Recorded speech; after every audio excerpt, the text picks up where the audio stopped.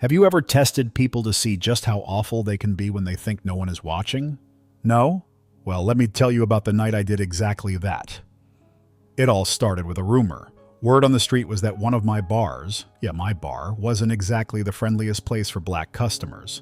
I started hearing stories, complaints about slow service, orders getting lost, and waitstaff acting like black customers were invisible. At first, I didn't want to believe it. I mean, this was my business. I built this place from the ground up. Every brick, every table, every damn bottle of whiskey behind that bar. I made it happen. And now people were telling me that the very thing I created, the thing I poured my soul into, was being run like some kind of shady second-rate joint where customers weren't treated the same. I wasn't having that. Now, a normal owner might have called up the manager, demanded an explanation, maybe even fired a few people on the spot.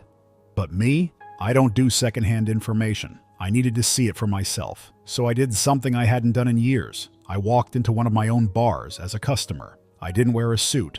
No expensive watch, no power stance, nothing that screamed big boss energy. Just a hoodie, old jeans, and a baseball cap pulled low. I wanted to see how they treated the average guy.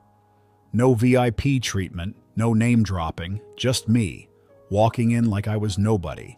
The place looked just how I designed it. Warm, stylish, full of life. Low jazz played from the speakers, the scent of grilled steak and whiskey filled the air, and customers laughed over their drinks.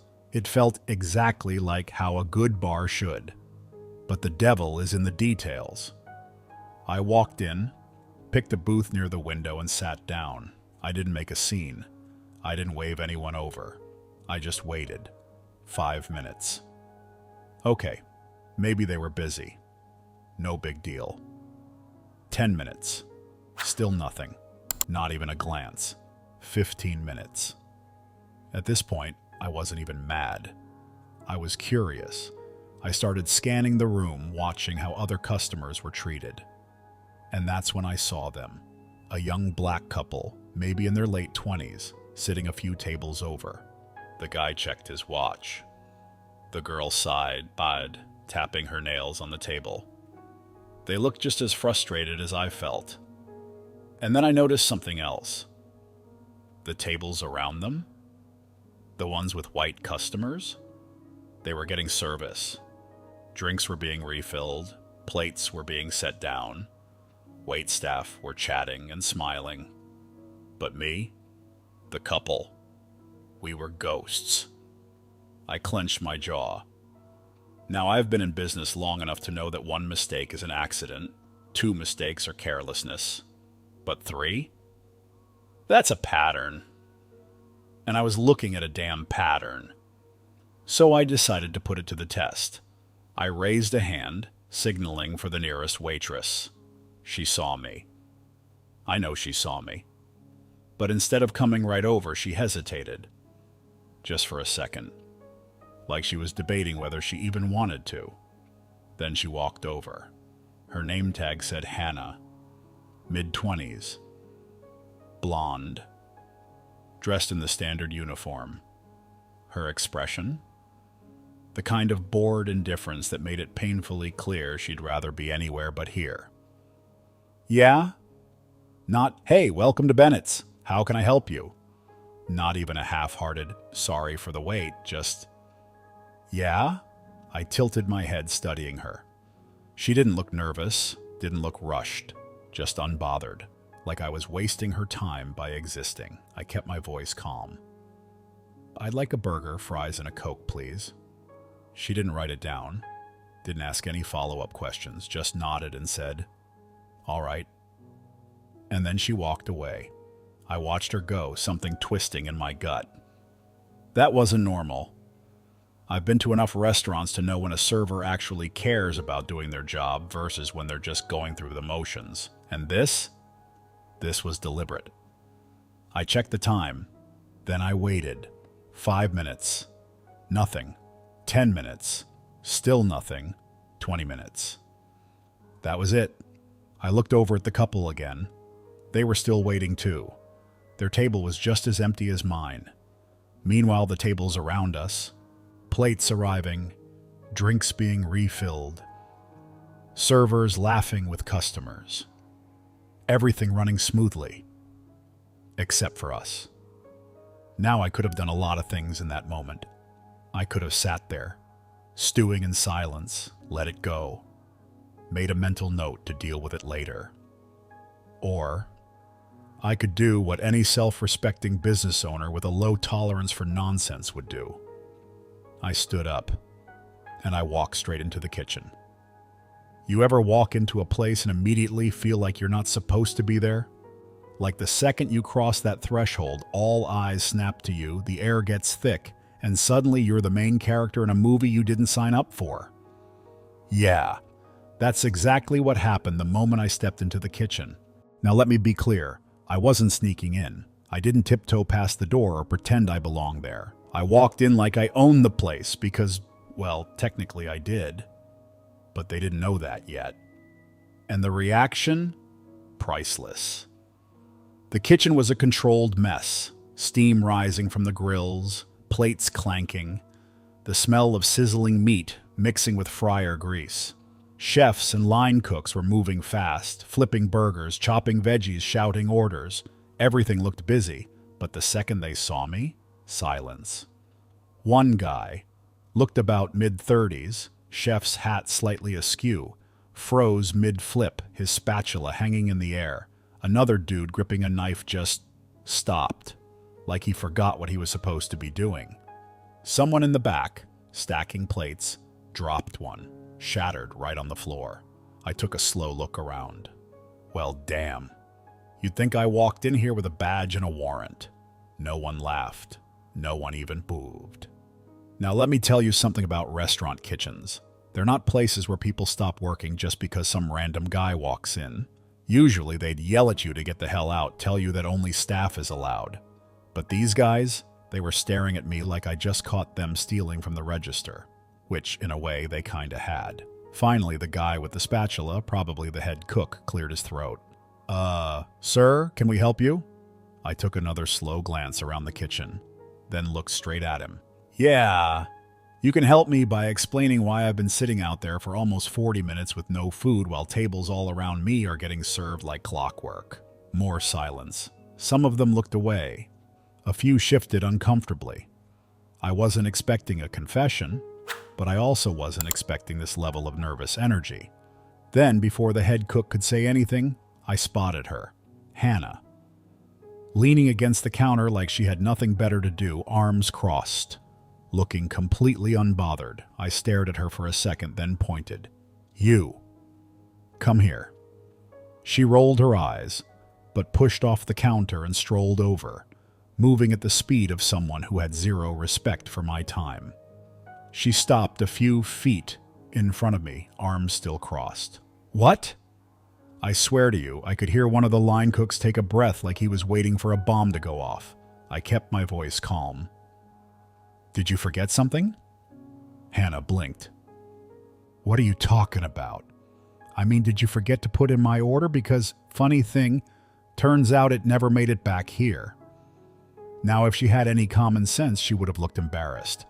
Maybe stammered out an excuse, blamed the system, said something about a mix-up, but no. She just shrugged. "Guess I forgot." Guess. I forgot. The way she said it, like it was nothing, like I wasn't supposed to care, boiled my blood. I took a slow breath, my hands resting on my hips. "You forgot? Just like you forgot about that black couple sitting 2 tables away from me? Because I'm starting to notice a pattern here, and let me tell you something, I don't like patterns like this." That made her flinch, just a little. Not enough to apologize, but enough for me to see it. I could feel every pair of eyes in that kitchen burning holes into this conversation. The staff wasn't jumping in. No one was defending her. No one was making excuses. They were just watching, like they knew this was a moment that could either go really bad or really, really bad. I took a step closer. "Tell me something, Hannah. Do I look stupid to you?" She hesitated, just for a second. "No." "Then why are you acting like I don't see exactly what's going on here?" She swallowed. but her expression didn't change. I let the silence sit between us for a second. Then, with the calmest voice I could manage, I said, "Come with me. We're going to have a little chat in private." And for the first time since this whole thing started, she actually looked nervous. You ever walk into a conversation knowing you're about to hear some real messed up nonsense? Like deep down you already know it's going to be bad, but a small part of you still hopes, maybe, just maybe, it won't be as stupid as you think?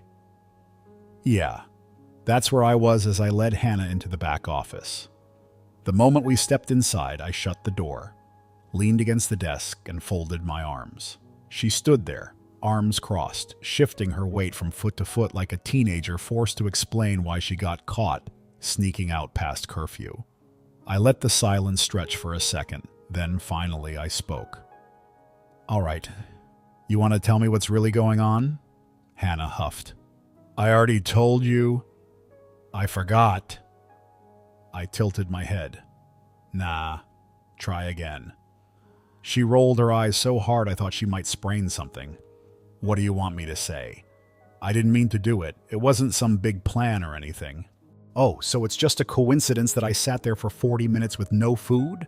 Just like it's a coincidence that the only other table getting ignored was a black couple." Her jaw tightened, but she didn't say anything. "Come on, Hannah," I pressed. "We both know what's happening here. The only question is, are you going to own up to it, or are we just going to sit here and pretend like I'm an idiot?" She didn't answer right away, just clenched her jaw staring at the floor like she was debating something. And then finally she sighed. "Look," she muttered, "it's not like I have some vendetta or whatever, She hesitated. "I don't like serving black customers, okay?" Boom. There it was. She said it, out loud. No excuses, no fake confusion, just straight up said it. I didn't react right away. I just let the words sit in the air, watching her, waiting to see if she'd realize how insane she sounded. But she didn't. She just stood there, like this was supposed to make perfect sense. "Why?" I asked, voice steady. She exhaled sharply, running a hand through her hair. "Because of what happened to my mom," she finally admitted. Years ago, she was working a late shift at a pharmacy, and this black guy came in and attacked her, beat her so bad she had to be hospitalized. She looked up at me then, and for the first time there was something in her expression that wasn't just defiance. It was pain. Ever since then, I don't trust black men. I don't like being around them. And yeah, maybe that's not fair, but it's how I feel. I took a deep breath, not because I was angry, not because I wanted to yell, but because I had heard this exact kind of ignorant logic before. "So let me get this straight," I said slowly. "One black man hurts your mom, and now all black men are guilty by association?" She looked away. "I never said that." "You didn't have to." Silence. I could see her shifting, like she wanted to defend herself, but also knew there wasn't much defense to give. I shook my head. "You know, when I was 10 years old, my dad got jumped by 3 white guys outside a store. Beat him so bad he couldn't walk for a month. Guess how many white people I've refused to serve because of it?" She didn't answer. "0, I continued. "Because I know that just because some people are trash doesn't mean everyone is. And you know that too. But instead of dealing with your feelings like a grown adult, you've decided to take them out on random strangers who had nothing to do with what happened to your mom." She crossed her arms tighter. "It's not that simple." "It is that simple. You're blaming people for something they didn't do. That's the definition of unfair." For the first time, she actually looked guilty, but guilt wasn't enough. "Here's the thing, Hannah," I said, straightening up. "I don't care how you feel in your personal life. You want to sit at home and stew in resentment? That's your business. But the second you bring that into my business, that's a problem." Her head snapped up. "Your business?" I smiled. "Oh, did I forget to mention?" "Yeah. This bar? It's mine. The name outside? That's my last name. You work for me. Her face went pale. I let that sink in. And then I delivered the final blow. And you, Hannah, you're fired. You ever watch someone's face go from cocky to completely wrecked in the span of 5 seconds? Because let me tell you, when I said the words, "You work for me and you're fired," Hannah's entire world crashed in real time. She just stood there, blinking, like she was waiting for a punchline. Like maybe, just maybe, I was joking. Wait, what? I smiled, slow, deliberate, letting it sink in. Oh, you heard me just fine, I said. You've been working in my bar, serving my customers, collecting my paycheck, and now you're standing here telling me you refuse to serve black customers? I exhaled sharply. Hannah, I don't know how to break this to you, but you don't have a job anymore. Silence. She looked like she was about to laugh, like her brain was still fighting against reality. No, that can't be right, she stammered. If you owned this place, I would have known. I shrugged. You ever actually look up who signs your checks? Or did you just assume it was some white guy in a suit? Her mouth opened, then closed. She had nothing. I pushed off the desk, stepping forward until there was only a foot of space between us. You want to know what really pisses me off, Hannah? You weren't just bad at your job, you were bad at being a decent human being. You let your personal baggage turn into professional discrimination. And you know what that gets you in my world? I gestured toward the door. A one-way trip out of it. For the first time, she looked genuinely scared. Look, Nope, I cut her off. Save it. I don't need an apology. I don't need excuses. I need you out of my bar. I stepped past her and pulled open the office door. You can walk out, or I can have security do it for you. Your choice. Her eyes flicked between me and the door, her face flashing through a mix of anger, humiliation, and something that looked a whole lot like regret. For a second, I thought she might fight it, might dig in her heels and cause a scene. But instead, she swallowed hard, shoulders slumping in defeat, and walked out. And just like that, she was gone. Now, firing her was step one. Cleaning up the mess she left behind? That was a whole different battle. I didn't just call a meeting, I shut down the bar for the night. Got the entire staff together, stood in front of them and made one thing crystal clear. If you ever pull what Hannah pulled, you won't just lose your job. I will personally make sure you never work in this industry again. No one argued. No one made excuses. Because deep down, they knew. They knew Hannah wasn't some outlier. They knew they'd let things slide for too long, and they knew that from that moment on, this bar was going to be different. A week later, I made one last change. I didn't just fire Hannah, I didn't just lay down the law, I rebranded the entire bar. New policies, new hiring process, new rules that made damn sure that every single customer who walked through those doors was treated the exact same way. And on the front, right where everyone could see it, a brand new neon sign. National Bar. Because this place, it was for everybody.